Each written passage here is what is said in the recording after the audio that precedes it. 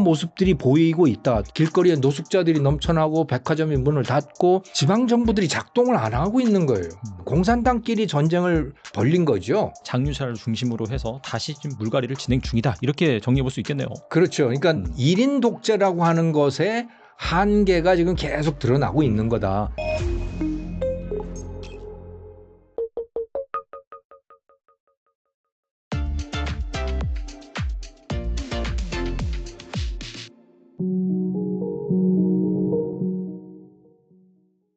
김정호 교수님 모셨습니다. 안녕하세요. 네, 안녕하십니까. 네, 또 교수님 모시고 여러분들이 궁금해하는 세계 곳곳의 이 지정학적인 관점에서 한번 얘기를 풀어보도록 하겠습니다. 중국 공산당이 최근 중앙정치국 회의를 통해서 당 중앙결책의사협조 기구를 신설하기로 했습니다. 네. 인민일보는 이 기구가 중대 업무에 대한 통솔과 협조를 강화하기 위한 조직이다 이렇게 설명을 했는데, 일각에서는 이를 시진핑 국가주석의 권한을 간접적으로 제약하려는 권력 축소의 신호로도 해석하기도 하는데요. 이번 조치를 또 어떻게 보고 계신지 궁금하네요. 만약에 그 말이 맞다면요. 중국이 집단 지도 체제로 가는 하나의 과정이고 그렇게 가는 과정에서의 갈등이라고 본다면 중국은 희망이 있는 나라라고 봅니다.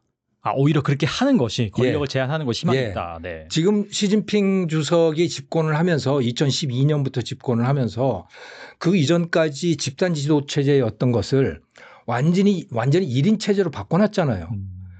1인 체제로 바꾸는 과정은 수없는 숙청 과정이었던 겁니다. 자기 반대자들은 다 잡아가두고 죽이고 하는 그런 과정을 통해서 현재의 1인 체제를 만들어 놨거든요. 그래서 절대 권력이 된 거예요. 그런데 이것을 누군가가 거기에 도전을 해서 그 절대 권력을 깰 수 있다 그러면 저는 중국은 희망이 있는 나라다라고 봅니다. 시진핑 주석이 모택동처럼 되려고 하는 거 아닙니까? 모택동 시기에 마오쩌둥에게 도전할 수 있는 사람은 아무도 없었어요. 조금만 도전하려 그러면 다 숙청당하고 그렇게 됐죠. 저는 그게 공산주의 체제의 본질이라고 봅니다. 그거는 과거 소련도 마찬가지였고, 그런데 그게 집단지도 체제로 바뀐 것은 등소평이 집권을 하면서 등소평이 자기 권력을 내놓은 거예요. 누가 내놓으라고 해서 내놓은 게 아니고 자기가 자기 조국의 발전을 위해서 자기 권력을 내놓은 거죠. 그래서 다른 사람하고 그 권력을 나누었고, 그래서 어느 정도 당내에서는 민주주의를 수용을 한 거죠. 그래서 다양한 의견들이 나왔고, 또 일반 인민들에게는 사유재산, 당신네들 재산을 가져도 돼요. 당신네들이 돈을 벌면 당신 거예요 라고 하는 거를 허용을 해줬고, 그래서 당내 민주화도 이루어졌고, 또 중국 전체 인민들에게도 상당한 자유가 허용이 됐고, 그러면서 중국이 이렇게 한 40년 동안 발전해 왔던 거거든요. 그러면서 거의 이제 미국 국력의 GDP로 따지면 미국 국력의 한 70에서 80% 사이 그 정도까지 왔단 말이에요. 그런데 그건 자유 덕분인 거죠. 근데 그거를 공산당은 사실은 허용할 수 없는 거죠. 기본적으로 그거는 공산당 방식이 아닌 거예요. 시진핑 주석이 다시 그 권력을 잡았고 공산당의 본래 모습대로 1인 체제로 한 10년 동안 지금 15년, 14년 이렇게 계속해서 갈수록 이제 1인 권력이 강화가 됐고 거의 영구 집권 상태로 갔는데, 지금 다시 이제 집단 지도 체제로 가는 거 아니야? 권력이 흔들리는 거 아니야? 이런 이야기가 나오거든요. 그런데 제가 생각할 때는 그런 거 아닌 것 같아요.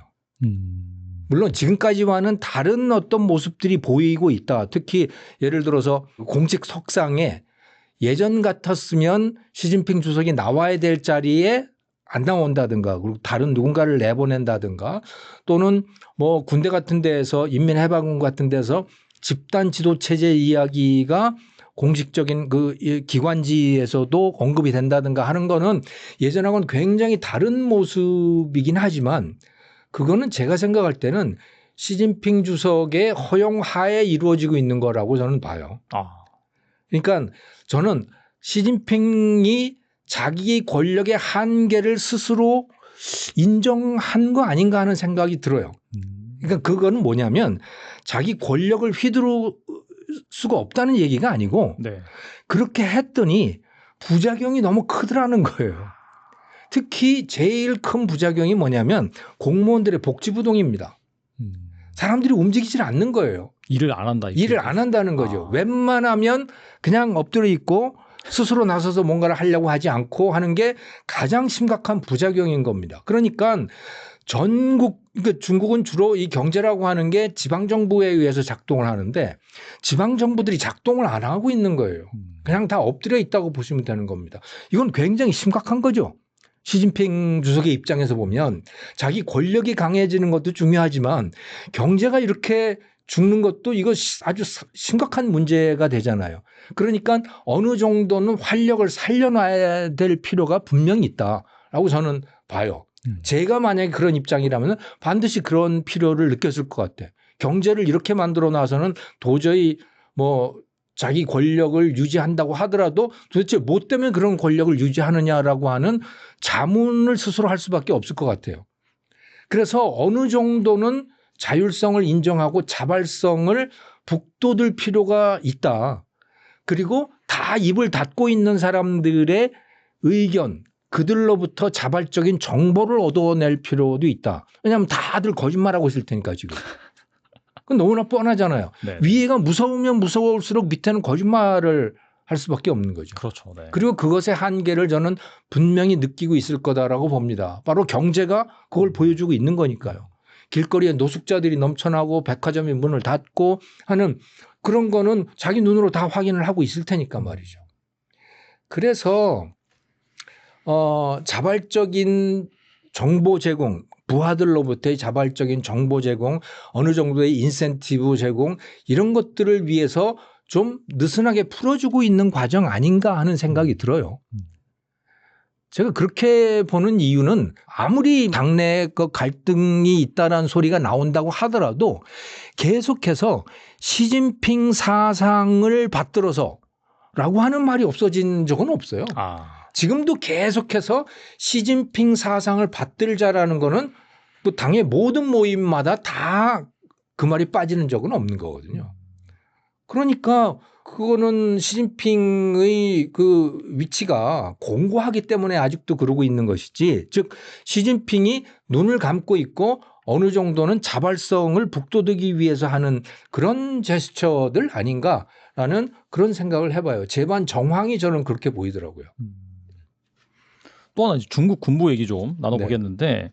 최근 중국 군부 내에선 1979년 월남전 참전 경험을 가진 야전지휘관 출신들 장유샤 등으로 대표되는 월남 참전파가 다시 부상하고 있는 반면에 시진핑 주석과 가까운 허웨이둥 등 대만 해협파 인사들은 잇따라 해임되는 그런 현상이 보내지고 있습니다.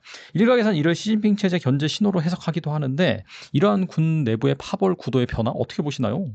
저는 그것도 이게 뭐 그 일각에서는 쿠데타 설도 있고 뭐 그래요. 실질적으로 쿠데타를 한 거 아니냐 뭐 그런 이야기도 있고 그런데 이것도 큰 그림을 놓고 한번 보면요.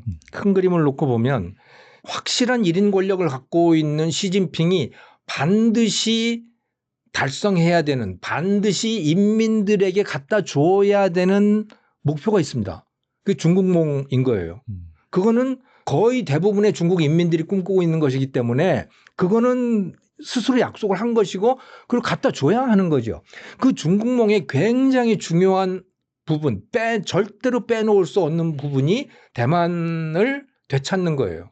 대만을 홍콩처럼, 그러니까 그냥 중국의 일부로 만들어 버리는 거죠. 저렇게 뭐 자기 독립국가처럼 행동하는 것을 도저히 용납할 수 없는 겁니다. 자, 그러면 그 군대가 가서 점령을 해야 될 거 아닙니까? 홍콩은 군대가 없는 땅이었기 때문에 그냥 중국이 접수할 수 있지만 대만이라는 데는 자기 스스로 군대를 갖고 있는 나라이고 그렇기 때문에 중국이 접수할 수가 없는 거예요. 그거는 군대로 무력 점령을 할 수밖에 없는 것이죠. 그런데 대만 그 섬을 무력 점령한다는 건 보통 일이 아닌 겁니다. 왜냐? 가서 상륙작전을 펴야 되는 거 아니겠어요? 그러니까 배를 띄워서 상륙작전을 해야 되는데 상륙작전이라고 하는 거는 육지에서의 작전보다 몇 배나 더 어려운 과업인 거죠, 그게. 그래서 중국이 해군에다가 엄청난 투자를 한 거예요. 해군과 로켓 군대라고 하는. 예. 그 이전까지 사실은 중국은 주로 육군 중심이었지 네. 해군이나 뭐 이런 건 별로 중요하지 않은 거죠. 예전부터도 중국은 그 대륙 국가였고 바다로는 잘 나가지 않았어요. 명나라 때도 그렇고 청나라 때도 그렇고 바다로는 잘 안 나갔습니다. 그리고 그래서 일본하고 청일전쟁 1894년 청일전쟁 때 보면 뭐 형편없이 지잖아요. 중국이. 네. 이건 해양 국가가 아니었어요. 그런데 대만을 점령을 하려고 하다 보니까 해양 국가가 돼야 되는 겁니다.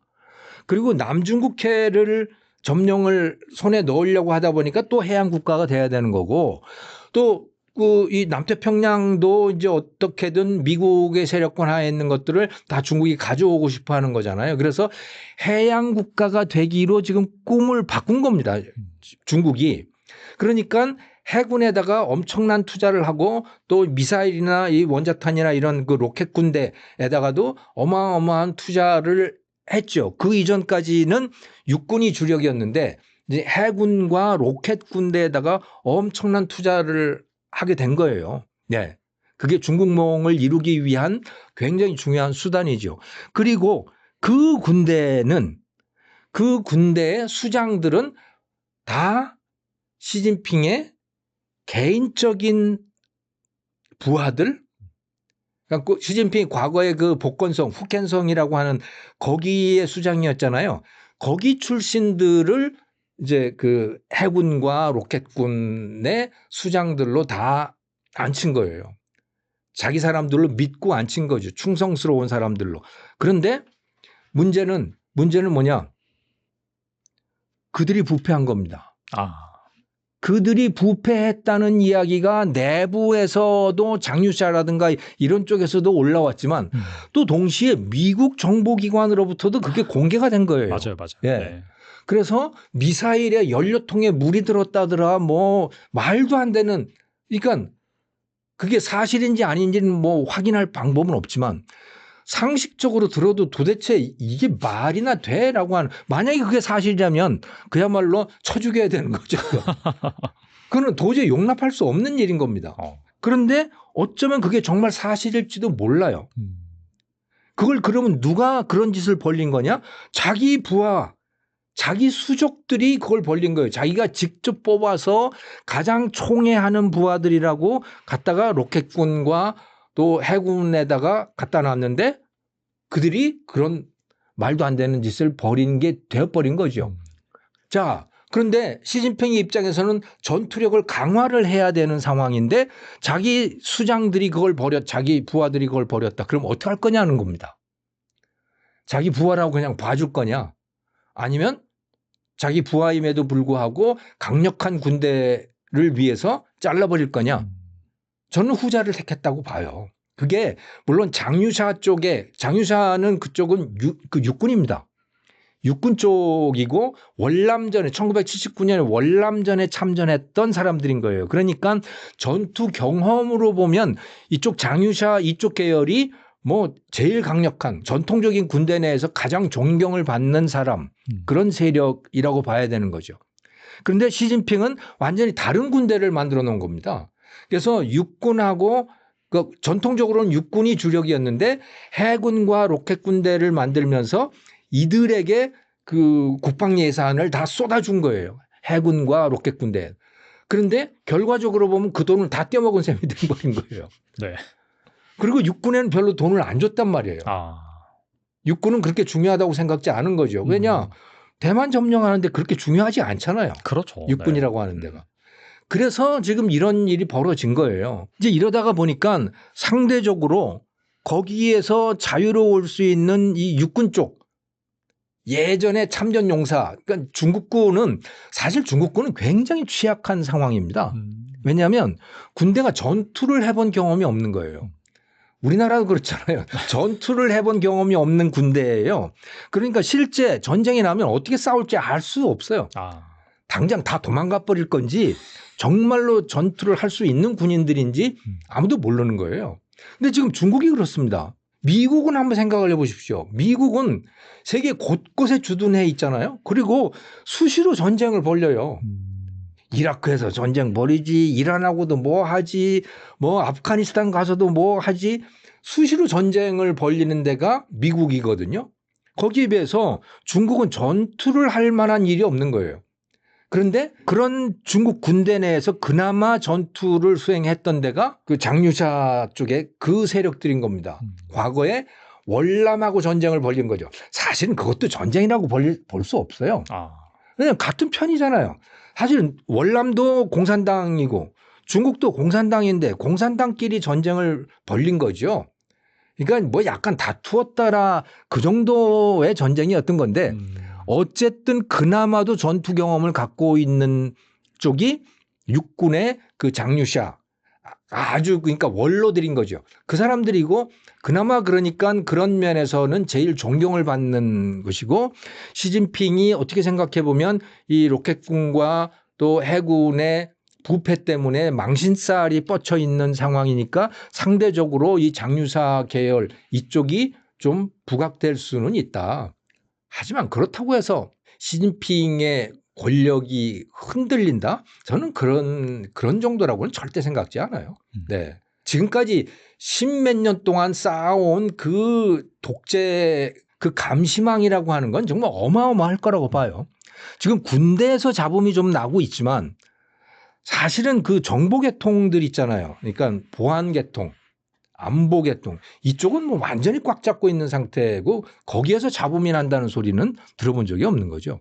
우리나라로 따지면 그러니까 뭐 국정원 그쪽 라인은 전혀 잡음이 없는 상태고 그래서 제가 생각할 때는 다 시진핑의 손 안에 들어있는 잡음들이다.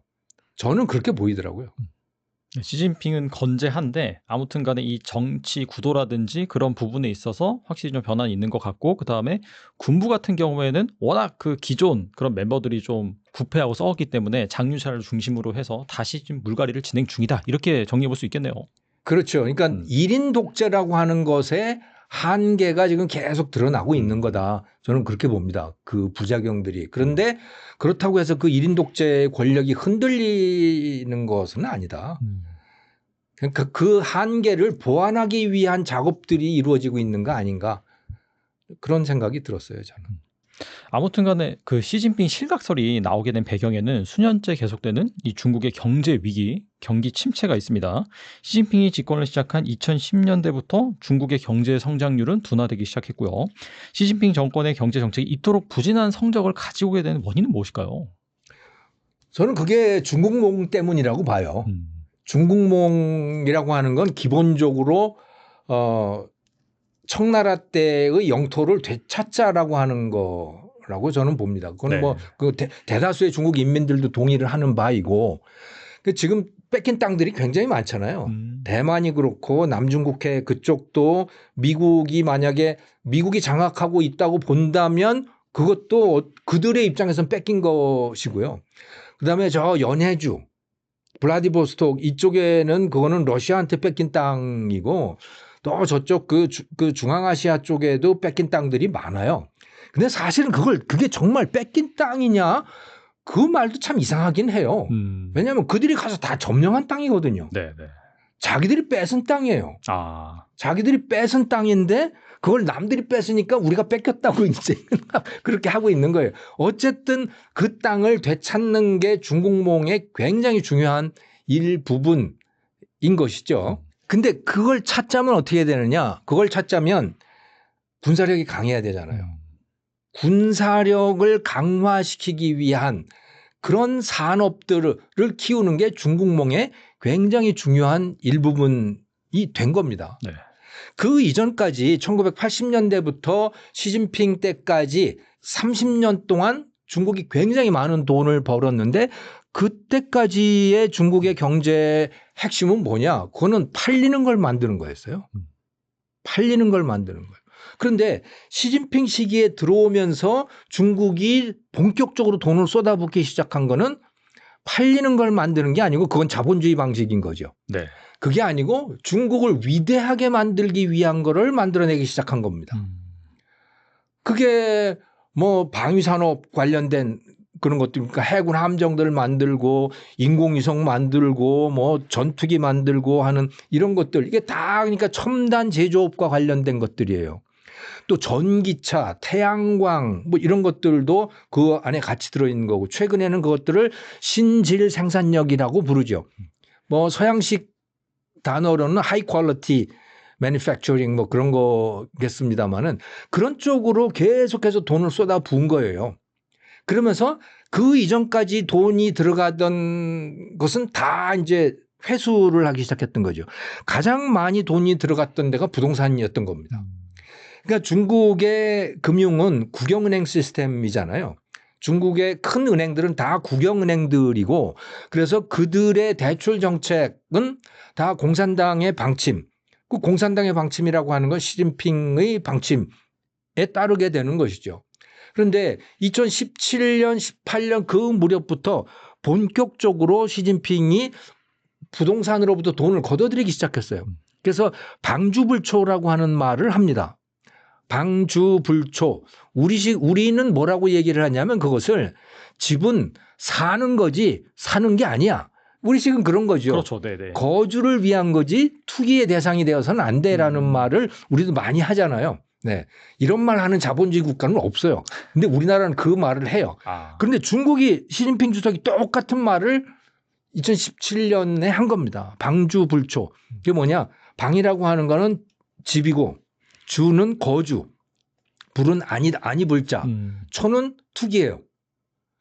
투기의 대상이 되면 안 되고 거주용이 돼야 된다라는 말을 하면서, 그러면서 이 주택 건설 업체들로부터 돈을 대출 나간 걸 다 걷어들이기 시작한 거고, 또 이 주택 담보 대출을 하는 것들 있잖아요. 네. 모기지죠. 그것도 이제 확 줄여버리고, 이렇게 되니까 뭐 주택 시장이 완전히 꽁꽁 얼어붙기 시작하죠. 그래서 집도 안 팔리고 건설하고 있던 건설 공사들도 다 중단이 되고 뭐 그렇게 하는 겁니다. 그렇게 대출을 이쪽 분야, 소비 분야 이쪽에는 줄여버리고 그 돈을 다 어디다가 쏟아붓냐? 신질 생산력, 중국몽을 실현하기 위한 제조업 쪽으로 다 몰아간 거예요. 네. 그러니까 여기에 어마어마한 돈들이 쏟아져 들어오게 된 거고요. 예를 들어 태양광 업체 또는 전기 업체, 전기차 업체 이런 데들이 그렇게 돈이 쏟아져 들어오니까 그걸 받아서, 그러니까 전기차 업체 같으면 100개가 넘는 기업들이 생겨난 거예요. 그렇죠. 전기차 브랜드가 말이에요. 그렇게 생겨나는 거예요. 그러니까 뭐 그 안에서 얼마나 치열한 경쟁들이 벌어지겠습니까? 지금은 뭐 30개가 남았다든가 몇 개가 남았다든가 여전히 많아요. 여전히 많아요. 전기차 생산 라인이 얼마나 되겠습니까? 어마어마하게 많은 거예요. 전기차만, 자동차만 하더라도. 그러니까 예를 들어서 그 뉴욕타임즈에 나온 그 데이터를 보면 2024년 기준으로 해가지고 중국의 자동차 생산 능력이 연산 5,100만 대예요. 네. 근데 중국 내수가 2,500만 대이고요. 그러면 2,600만 대의 생산 여력 있잖아요. 과잉 생산 설비가 있을 거 아닙니까? 그럼 그건 수출 안 하면 그냥 쓸 수밖에 없는 거예요. 서 있을 그렇죠. 수밖에. 네. 근데 수출이 600만 대예요. 그러니까 2,100만 대의 과잉 생산 능력 중에서 수출로 가동할 수 있는 게 600만 대면 나머지 1,500만 대는 그냥 서 있다는 이야기인 거죠. 어디 뭐 쌓여 있겠네요. 네. 그렇죠. 네. 쌓여 있고 네. 생산 라인이 서 있고 그렇게 되잖아요. 그런데 그거를 만들기 위해서 어마어마한 돈이 들어간 겁니다. 그게 다 GDP로 잡히는 거예요. 왜냐하면 GDP라고 하는 게 Gross Domestic Product니까 국내 총 생산이잖아요. 생산을 얼마나 했느냐라고 하는 게 GDP이거든요. 그렇죠. 네. 그 경제 성장률도 바로 그걸로 계산을 하는 거고. 그런데 그렇게 수많은 공장들을 만드는 과정에서 얼마나 많은 생산이 이루어졌겠어요. 철강 생산해야죠. 뭡니까 설비들 다 생산해냈겠죠. 그 공장 설비 만들기 위해서. 또 건설업 또 그걸 건설하느라고 계속해서 뭐 수주하고 그렇게 되지 않았겠습니까? 그러니까 그것들 때문에 GDP가 올라가는 거예요. 경쟁 성장률이 그나마 5% 6% 되는 거죠. 그런데 일반 인민들의 삶은 어떻게 되느냐? 완전히 망한 거예요. 인민들의 삶은 집값 떨어져서 망하지. 자, 저렇게 어마어마한 생산 설비들을 만들어 놓고 그래서 한동안은 건설이 이루어지고 그래서 뭔가 일자리가 있었고 뭐 월급도 생겼었는데 그것들이 수출도 잘 안 되니 요즘에는 그런 정도가 되니까 그야말로 이제 실업자들이 넘쳐나게 되고 그러면서 길거리에 노숙자들이 넘치고 사람들은 돈은 못 쓰고 이런 식이 되는 거예요. 그러니까 한편으로는 GDP가 5%나 성장한다는데 한편으로는 그런 일들이 벌어지고 있는 거죠.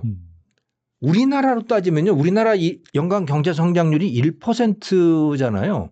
1%도 채 안 되고 뭐 이렇단 말이죠. 근데 중국은 5%, 6%예요, 지금. 그러니까 맨날 그렇게 나와가지고. 네. 우리나라가 그렇게 되면요. 흥청망청일 거예요. 근데 중국은 죽겠다고 아우성이거든요. 도대체 무슨 일이냐 이게. 바로 지금 말씀드렸던 그겁니다. 쓸데없는 걸 만들어내는데 돈을 쏟아붓는 거예요. 그러느라고 경제가 성장하는 거예요. 장부상으로. 하지만 일반 인민들의 소비는 소비 능력은 없어지는 거고 점점 더 쪼그라지는 거고 그런 일들이 지금 발생을 하고 있는 거죠. 네. 그래서 중국 경제가 나쁘다라고 하는 건 이걸 말하고 있는 겁니다. 그러니까 성장률 5%는 매우 좋은 거예요. 그거 그대로 우리나라식의 5%면 중국은 흥청망청 해야 돼. 근데 그렇지 않다. 일반 인민들의 삶은 죽을 지경이다. 근데 한편으로 공장은 많아지고 있다. 아직 지금도요. 여전히 산업단지들이 계속해서 생겨나고 있습니다. 근데 거기서 일자리는 잘 안 생겨나는 거예요. 그냥 빈 땅이 돼버리고 잘못하면 그런 식의 일이 계속해서 지금 벌어지고 있는 겁니다. 왜? 국영은행에서 그런데 계속 대출을 해주고 있기 때문에. 이게 지금 중국식의 시스템인 거고 중국의 경제가 어렵다라고 하는 것의 본질이 바로 그런 것이죠. 그리고 이번엔 최근에 불거졌던 하나의 전장, 바로 태국과 캄보디아 상황을 네. 좀 살펴볼 텐데요. 두 국가 간의 전쟁이 발생하게 된 배경은 무엇인지 어떻게 보시나요? 네, 이거 그 전쟁이 나서 제가 그 궁금해서 쟤는 도대체 왜 싸우는 거야? 네. 예전에는 베트남하고 캄보디아하고 싸우고 막 그러더니 이제는 왜 여기서 싸우는 거야? 도대체 싸울 일이 뭐 있어? 거기 그 쌀도 많이 나고 그런 나라들끼리. 근데 이게요. 거의 천년 원수들이더라고요, 이게. 와. 그러니까 서기 1200년대, 1100년대 그 무렵부터 서로 원수가 되어 있는 거예요. 그리고 그게 해결이 안 되더라고요, 이게 지금. 네. 서로 죽이려고 그러는 거더라고요. 그럼 마치 우리하고 일본하고 좀 그런 그렇죠. 원한 같은 건 뭐 그런 거 있잖아요. 우리가 네네. 일본한테. 네. 이건 훨씬 더 원한이 깊더라고요, 이거 보니까. 그러니까 원래 이 지역에 그 동남아시아 그 일대, 인도 차이나 반도 말이죠. 거기에 왕좌는 그 앙코르와트를 지은 데 있잖아요. 앙코르와트 사원, 그 관광지, 유명한 관광지 있죠. 거기를 만든 그 크메르족들이더라고요. 그 크메르족이, 거기에 수많은 부족들이 있었지만 그 크메르족이 거기서 가장 강력한 이제 지배자였었죠. 그런데 마치 말이죠. 로마 제국 말기에 게르만족이 대이동을 해가지고 로마 제국이 붕괴가 되잖아요. 네. 그런 민족 대이동이 일어나게 되는 거예요. 중국 남부에서부터 민족 대이동이 일어나게 돼. 그게 타이족이더라고. 지금은 거기에 이제 베트남 북부에 다이족이라고 하는 데도 있고 그 라오스라든가 뭐 이런 데의 족속들이 그 다 타이족들이래요. 근데 그 타이족이 중국 남부 윈난성 뭐 그쪽에 있던 고산족 뭐 이런 소수민족들이었던가 봐요. 말하자면. 그런데 이들이 대이동을 시작한 거예요. 왜? 한족들이 밀고 내려온 거예요. 그 한족은 왜 밀고 내려왔을까? 위에서 다 살고 있던 그 한족들이 그거는 여진족 때문에 또 그렇더라고요. 그 금나라 있지 않습니까? 네, 네. 아골타라고 하는 사람이 그러니까 여진족 아골타가 금나라를 세우잖아요. 금나라를 세우고 그 강성해지니까 그 금나라가 그 거란을 다 멸망시키고 그러고 나서 송도 멸망을 시키죠. 송나라. 송나라는 북쪽에 있었단 말이에요. 네. 베이징 그 위쪽에 거기에 있었는데 그들을 멸망을 시킨 거예요. 그러니까 송이 그 북쪽에 있다가 남쪽으로 도망간 겁니다. 한족들이 남쪽으로 내려간 거예요. 그게 남송이 되는 거죠. 아. 그러니까 우리는 지금 남송이라고 부르지만 어쨌든 송나라가 옮긴 거예요. 그래서 새로운 나라를 남쪽 가서 만든 거죠. 그리고 그 송나라가 굉장히 번창을 하거든요. 나중에. 그래서 왜 그 우리 흥부 놀부전 보면은 거기에 강남 같은 제비가 돌아오고서 박씨 물고 오고 뭐 하는 그거 있잖아요. 네네. 그 박씨에 그냥 엄청난 금은보화가 뭐 생겨나고 하는 게 그게 송입니다. 남송. 남송이 강남 양자강 남쪽에 새로운 나라를 세우고 그게 굉장히 이제 번영을 하는 그런 나라가 됐거든요. 근데 어쨌든 간에 그들이 한족이 북쪽에 있다가 남쪽으로 밀려 내려오니까 그 남쪽 양자강 남쪽에 살고 있던 그 타이족들이 다 또 밀려 내려간 거예요. 도망간 거죠. 어쩔 수 없이 쫓겨간 거예요. 쫓겨서 가다가 보니까 인도차이나 반도로 들어가게 됐고 그들이 뭐 수십 년 또는 100년에 거쳐서 이제 자기 자리를 잡기 위해서 전쟁을 벌이게 된 거죠. 그게 크메르하고도 전쟁을 벌이게 됐던 거고 그래서 그 앙코르라는 데가 멸망을 하게 된 거예요. 말하자면. 그리고 그들이 조금 더 가서 더 서쪽으로 가서 태국 타이의 나라, 타이족의 나라를 만든 거고 지금 우리가 타일랜드라고 부르는 태국이라고 부르는 그 나라가 된 겁니다. 근데 남아있는 그 크메르족의 입장에서 보면 어떻겠어요? 원수죠. 네. 이거는 철천지의 원수인 겁니다. 그래서 나중에 이제 이 일대를 프랑스가 점령해가지고 식민지로 삼게 되잖아요. 네. 프랑스가 식민지로 삼게 되면서 그 인도차이나 반도는 다 점령을 했는데 태국은 점령을 못한 거예요. 태국은 자기 그 영토를 상당 부분 지켜낼 수가 있었던 거죠. 그래서 프랑스하고 타일랜드가 서로 국경 협상을 벌이는데 지금 그 캄보디아하고 타일랜드 사이에 지금 분쟁 지역이 되어 있는 그 지역에 대한 국경을 좀 흐리멍텅하게 해놨대요. 아, 애매하게. 네. 애매하게 해놓고 그리고 이제 프랑스가 물러가고 거기에 캄보디아가 생겨난 거죠. 예. 캄보디아가 생겨났는데 여전히 태국의 입장에서는 그 국경선이 분명치가 않은 거고 그렇게 해서 계속 싸우고 있는 거예요. 그런데 이 캄보디아 크메르족의 입장에서는 태국에 대한 그 피해 의식이 어마어마한 거죠. 그러니까 그들은 자기들이 멸족을 당할 것에 대한 두려움이 굉장하대요.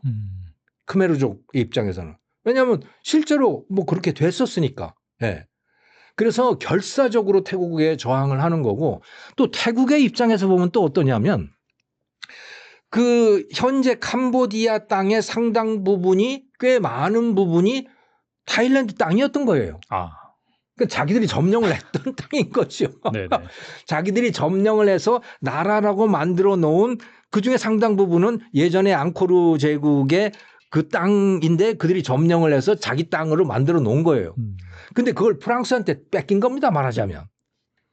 그러다가 보니까 프랑스가 물러나고 난 다음에 그 캄보디아 땅의 일부분은 또 옛날 타일랜드 땅이었던 거예요. 그러니까 타일랜드 입장에서도 내 땅 내놔 이제 이런 아주 복잡한 그런 상황이더라고요. 그런데 뭐 해결이 될 수 없는 문제 같다는 생각이 들었어요. 마치 우리가 독도를 가지고 일본하고 한국하고 독도 문제 절대로 해결할 수 없거든요. 해결할 수 없죠. 네. 예, 이건 절대로 해결 안 됩니다. 마찬가지로 류큐 열도에 그 뭐 다오이 다오니 뭐 그런 그 섬들이 있거든요. 그게 지금은 일본 영토가 돼 있지만 중국이나 대만 절대로 그걸 포기할 수 없어요. 그런 것도 해결이 안 되는 겁니다. 또 저기 캄차카 반도 그쪽도 마찬가지고 그러니까 그런 거와 마찬가지로 이 타일랜드와 캄보디아도 서로 뭐 해결할 수 없는 그런 영토 문제를 안고 있더라고요. 그래서 이번 전쟁이 나오면서 아주 흥미로운 공부를 했습니다. 또 이게 보니까 태국과 캄보디아의 그 전쟁이 미국과 중국의 대리전 성격도 있다 이런 얘기도 있던데 이거 어떻게 보세요? 뭐 그럴 만한 구도는 됐었어요. 결과적으로는 그렇다고 보기는 어려운데 왜냐하면 캄보디아에 중국 사람들이 굉장히 많이 들어가 있고 또 1대1로 투자를 하는데 중국이 캄보디아에 투자를 많이 했어요. 그리고 캄보디아에 그 중국 사람들이 가서 도박도 많이 하고 카지노 같은 거. 그래서 그러니까 중국 세력권이라고 보시면 되는 거죠. 네. 그리고 태국의 경우는 거기는 뭐 미국의 거의 동맹국처럼 그렇게 되어 있는 나라고 그러니까 겉모습만 보면 서로 이제 이건 미국과 중국의 대리전 아니냐라고 이야기를 하지만 뭐 그렇게 보기는 지금은 어려운 상태이고 어느 쪽도 거기서 전쟁이 일어나기를 원치는 않는 거죠. 중국의 입장에서도 마찬가지고 미국의 입장에서도 전쟁이 거기서 발발하기를 원치는 않는 거예요. 왜냐하면 둘 다 이 대만 문제가 너무 중요하고 또 이 남중국해 문제가 그걸 감당하기가 두 나라 다 굉장히 버거운 상태거든요. 그러니까 다른 데서 부딪히기는 별로 원치 않는다고 봐야 되는 거죠.